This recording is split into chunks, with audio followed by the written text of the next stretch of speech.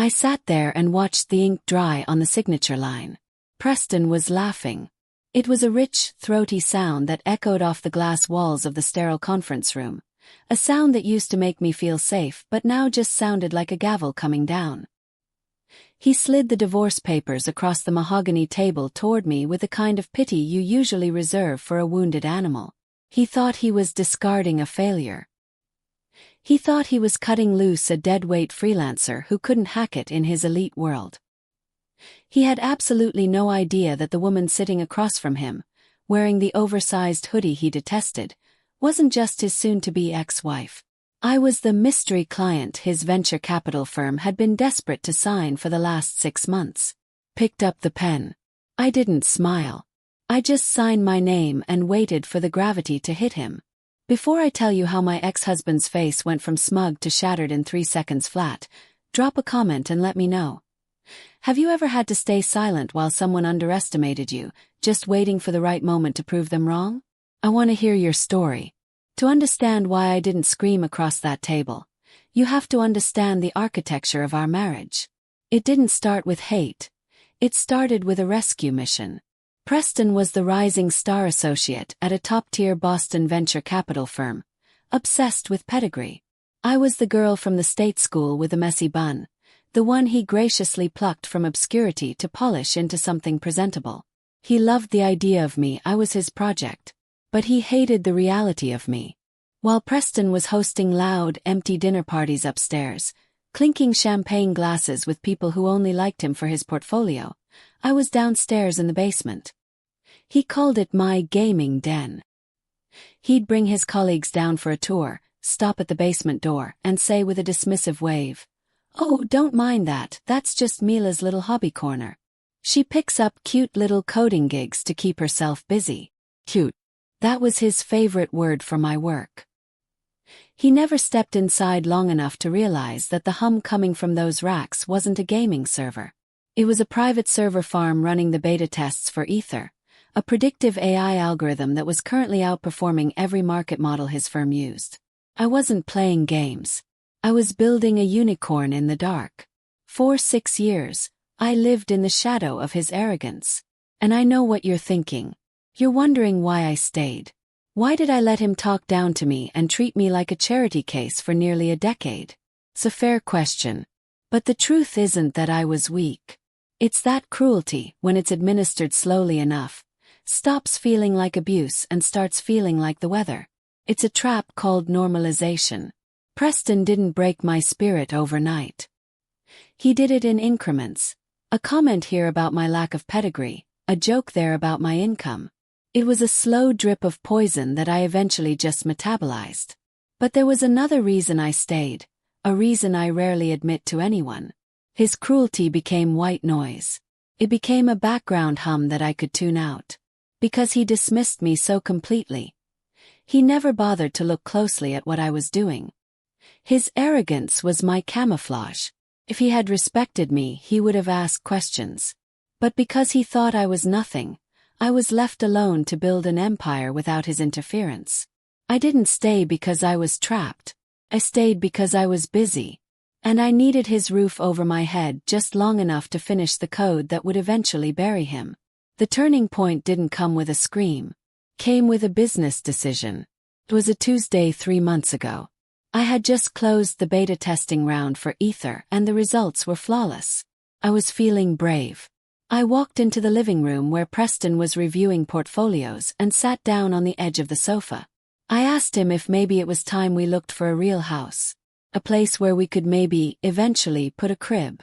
He didn't even look up from his iPad.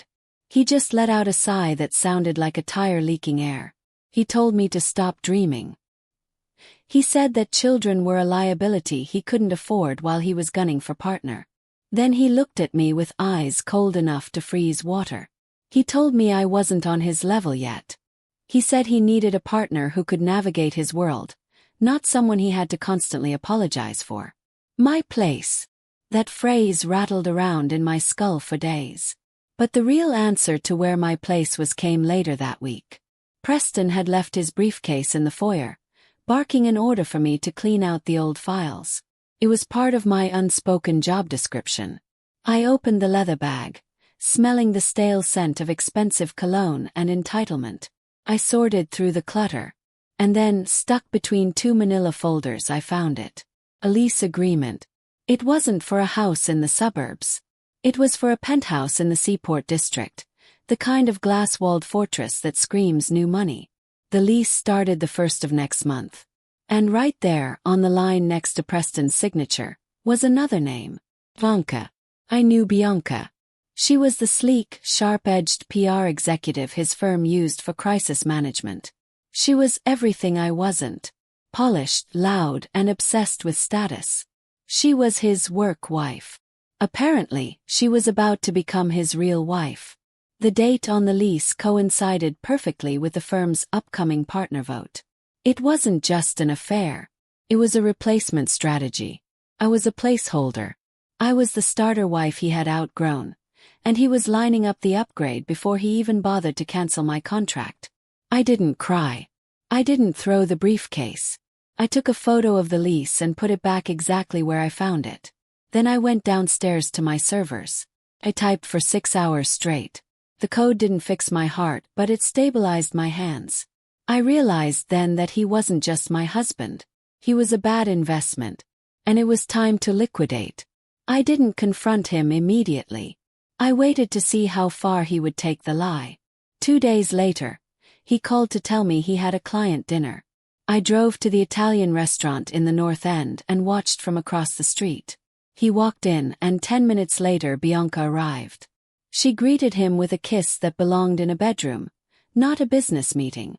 I drove home and waited in the living room with the lights off. When he walked through the door at midnight, smelling of wine, I didn't turn on the lamp. I just spoke from the dark. I asked him how Bianca was. He jumped, dropping his keys. But he didn't apologize. He just looked annoyed, like I was a waitress who had messed up his order. He turned on the lights and looked at me with pure exhaustion. He said I had become boring. He said I was obsessed with my computer, that I had no ambition. He said he needed someone who matched his trajectory. Then came the offer. He sat down and laid it out like a business deal. He wanted a quiet divorce to maintain his family man image until the partner vote was secured. If I left quietly without lawyers, he would give me $100,000. He said it like it was a fortune. He called it a generous settlement, to help me go back to whatever small life I came from. Then his voice dropped. He leaned forward and told me that if I fought him, if I tried to claim any of his assets, he would bury me.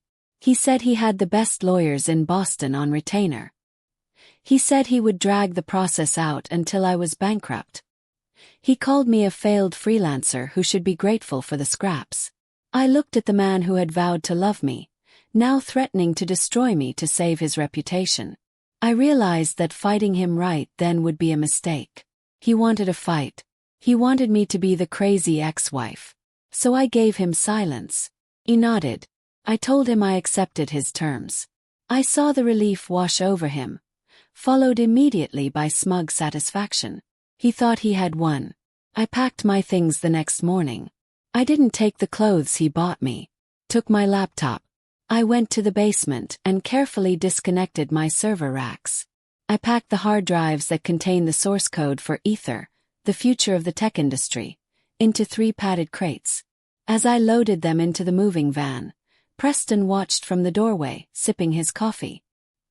He asked if I was taking my little game consoles. I just nodded. I drove away without looking back. I wasn't leaving with nothing. I was leaving with everything that mattered. I moved into a converted industrial loft in the Innovation District, paid for by a shell company. It was a space of glass and steel, filled with light, the complete opposite of the suffocating museum piece Preston called a home. 2 days later, I held a war council with Susan, a veteran tech investor who had been my silent mentor, and Rachel, a divorce attorney known as the Great White. I slid a binder across the table to Rachel. It contained the full financial disclosure for Ether AI Holdings. Rachel opened it, expecting the usual freelancer assets. As she turned the pages, her eyebrows climbed higher. She stopped at the valuation page. She looked at me, then back at the binder. She asked if this was a joke. I told her it wasn't a joke. It was the result of 6 years of being ignored. Preston thought I was playing video games. I was building the architecture for the next generation of predictive analytics. Rachel let out a low whistle. She said Preston was going to try to claim half. In Massachusetts, assets acquired during the marriage were usually fair game, especially if he could argue he supported me. That was the narrative he was already spinning. Then I pulled out the second document, the prenuptial agreement. Preston had insisted on it to protect his future venture capital profits. He had his lawyers draft a specific clause, Clause 15, regarding intellectual property. It stated that any intellectual property created by either spouse during the marriage, without direct financial contribution or labor from the other spouse, would remain the sole and separate property of the creator. He wrote it to protect his potential deals. He never imagined it would protect my code. He never touched my servers. He wouldn't be caught dead in the basement. His own greed had built the wall that would keep him out of my fortune. Rachel read the clause and smiled. It was a shark's smile. She said he had handed us the knife to cut his own throat. But the real twist wasn't in the legal paperwork. It was happening in Preston's office. I knew this because I still had access to his calendar. Preston was stressed. His firm needed a major acquisition before the quarter ended to secure his partnership. They were aggressively pitching a company called Aita AI. He was pitching me. He had no idea. Aita AI was shielded by corporate anonymity. Preston was spending his days leaving desperate voicemails for my board of directors, begging for a meeting. He was chasing the very thing he had kicked out of his house. I turned to Susan, Aita's public face, and told her to take Preston's call. Tell him we were interested. Dangle the deal like bait. I wanted him to walk into court feeling untouchable. Partner vote ahead. Aita AI within reach, wife neatly handled. Falls hurt more from higher up. The courtroom smelled of stale air and expensive cologne. Preston's lawyer, Harrison, performed like he was on stage, pacing and spinning a marriage I barely recognized. I was the dependent wife who refused traditional employment, wasting time on unprofitable hobbies. Their $100,000 offer was framed as generosity, not insult. Preston watched me with theatrical pity. He leaned in, whispering that I should take the money, buy new clothes, be grateful. He looked at me like a stray dog he'd decided not to put down. It was the height of his arrogance, the moment he felt safest. Rachel let them finish. Then she stood with a single thick envelope and handed it to Judge Williams. Your Honor, my client has prepared an updated financial disclosure. We apologize for the delay. There were complex valuations to finalize. Preston rolled his eyes, checked his watch. Judge Williams opened the envelope, adjusted her glasses, then stopped. She looked from the figures to me and back again. The room's boredom snapped into electricity. Ms. Vance, she said, are these verified? Certified by third-party auditors, Your Honor. The judge turned to Preston. Your settlement assumes dependency. The court must consider total assets. She began reading. Asset 1. Aita AI Holdings, LLC. Sole proprietor. Mila Shannon. Current market valuation based on pending acquisition offers. $28,500,000. The room went dead. Preston laughed once, sharp and disbelieving, until he looked at me. Then came the break. Not just surprise. System failure. His whole identity depended on believing he was superior. He needed me small to stay big. That number didn't contradict his bank account. It contradicted his reality. Color drained from his face. His eyes searched for a world where this made sense. Mila the basement gamer and Mila the most powerful person in the room couldn't both exist. Yet here we were. The judge kept going. Real estate, liquid capital, more numbers stacking like bricks. Preston started shaking. Rachel leaned back. As you can see, Your Honor, my client declines the $100,000. It would be insulting. Harrison lunged for a lifeline. Marital property, spousal support, the house, the servers. Rachel slid forward clause 15, intellectual property exemption. The judge questioned Preston. Did you write any code? No. Buy the servers? No. Then Ether AI is separate property. Offer rejected. And due to concealment attempts, Mrs. Shannon receives 70% of the marital estate. It was a massacre. As we stood, Preston moved like a man twice his age, already calculating how to salvage the Ether deal. I leaned in. By the way, I whispered, your firm's acquisition proposal was derivative, or passing. We prefer partners with integrity. The light went out behind his eyes. He hadn't just lost money or wife. He'd lost the deal meant to save him. Afterward there was no fireworks, just quiet fallout. Preston was fired 2 days later, radioactive in Boston. Bianca left as soon as he stopped looking like a winner. I didn't celebrate.